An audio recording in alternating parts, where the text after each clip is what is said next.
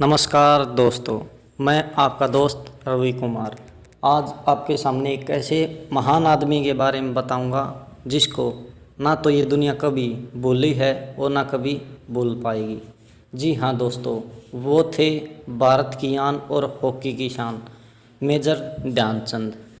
Major Dhyanchand का जन्म 29 अगस्त 1905 को यूपी के इलाहाबाद में हुआ। वे एक कुशवाहा मौर्य परिवार से थे। उसके पिता का नाम समेश्वर सिंह था, जो कि उस टाइम में ब्रिटिश आर्मी में सूबेदार के पद पर नियुक्त थे। उसका बचपन का नाम ध्यान सिंह था, लेकिन जब वो रात को चांद की रोशनी में हॉकी की प्रैक्टिस करते थे, तब उसके बाद उसके दोस्तों ने उसका नाम ध्यान सिंह से ध्यानचंद कर दिया। लेकिन बचपन में ध्यानचंद को हॉकी बिल्कुल भी पसंद नहीं था। वे कुश्ती को पसंद करते थे। लेकिन जब उस समय वो 16 वर्ष की उम्र में आर्मी में भर्ती हुए, तब उसके बाद उन्होंने हॉकी खेलना सीखा और इसके बाद हॉकी के ज़बरदस्त प्रदर्शन के कारण उसको आर्मी की हॉकी टीम में सेलेक्ट किया गया। जब टीम मैच खेलने के लिए न्यूजीलैंड गई, तब हमारी टीम ने 21 में से 18 मैच जीते। उनके ज़बरदस्त प्रदर्शन के कारण उनको लैंस नायक बना दिया गया। 1927 में जब टीम इंडिया इंग्लैंड दौरे पर गई, तब वहाँ 11 मैच हुए। 11 मैच में से इंडिया ने 11 के 11 मैच जीत लिए। 1928 के हॉकी ओलंपिक में इंग्लैंड ने भाग नहीं लिया, क्योंकि वो जानते थे कि एक साल पहले हार मिलने से वो इंडिया से कभी नहीं जीत सकती थी। और दूसरा, उस समय भारत पर अंग्रेज़ों का शासन था। वे नहीं चाहते थे कि यदि भारत 1928 का हॉकी वर्ल्ड कप जीत जाए और इंग्लैंड इसमें अपनी बादशाहत खो दे। 1928 के हॉकी ओलंपिक में भारत ने नीदरलैंड को 3-0 से हराया, जिसमें मेजर ध्यानचंद के 2 गोल थे। इस पूरे ओलंपिक में मेजर ध्यानचंद ने 14 गोल किए थे। इसी ओलंपिक के बाद मेजर ध्यानचंद को हॉकी का जादूगर कहा जाने लगा। इसी वर्ल्ड कप में नीदरलैंड के खिलाड़ियों ने मेजर ध्यानचंद की हॉकी की स्टिक को तोड़कर देखा था, कहीं इसमें चुंबक तो नहीं है। तब उन्होंने तोड़ने के बाद देखा कि उसमें कोई चुंबक नहीं है। तब मेजर ध्यानचंद से पूछा कि आप ऐसा कैसे कर सकते हो कि बॉल आपसे दूर ही नहीं जा रही। तब मेजर ध्यानचंद ने कहा कि चुंबक मेरी स्टिक में नहीं, बल्कि मेरे दिमाग और मेरे हाथों में है।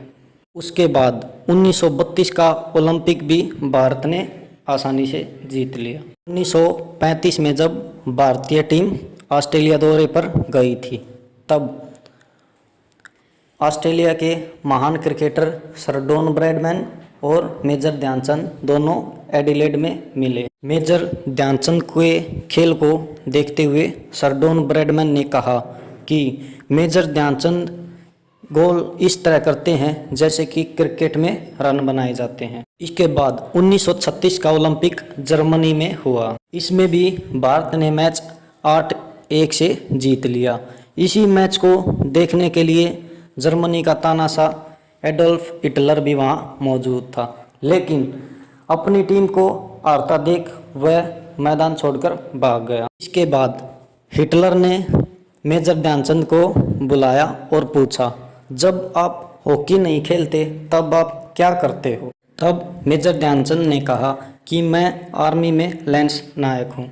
हिटलर ने कहा, तुम्हारे देश ने तुम्हें दिया ही क्या है? यदि तुम जर्मनी की तरफ से खेलोगे तो मैं तुम्हें एयरफील्ड मार्शल बना दूँ। इसके बाद मेजर ध्यानचंद ने कहा, यह मेरे देश की जिम्मेदारी नहीं मुझे आगे बढ़ाने की, यह मेरी जिम्मेदारी है मेरे देश को आगे बढ़ाने की। मैं अपने देश के लिए ही खेलूँगा।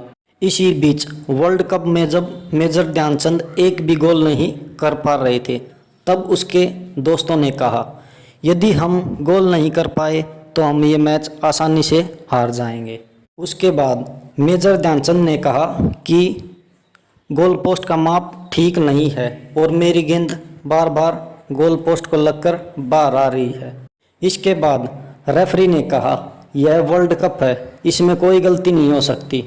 इसके बाद मेजर ध्यानचंद ने कहा यदि गोल पोस्ट ठीक हुआ तो मैं मैच से संन्यास ले लूँगा और कभी हॉकी नहीं खेलूँगा। जब गोल पोस्ट को मापा गया तो सच में उसका माप गलत था। उसके बाद उसको ठीक किया गया और मेजर ध्यानचंद को की बहुत सराहना मिली। मेजर ध्यानचंद ने 1928, 1932 और 1936 तीनों हॉकी वर्ल्ड कप में प्रतिनिधित्व किया और तीनों में भारत को गोल्ड मेडल दिलाया। 1948 में मेजर ध्यानचंद ने हॉकी से संन्यास ले लिया। मेजर ध्यानचंद ने इंटरनेशनल हॉकी में 400 गोल किए। 3 दिसंबर 1979 को उनकी 74 वर्ष की उम्र में मौत हो गई। 1956 में उनको पद्म विभूषण से सम्मानित किया गया। इसी के जन्मदिन के कारण हम 29 अगस्त को खेल दिवस के रूप में मनाते हैं।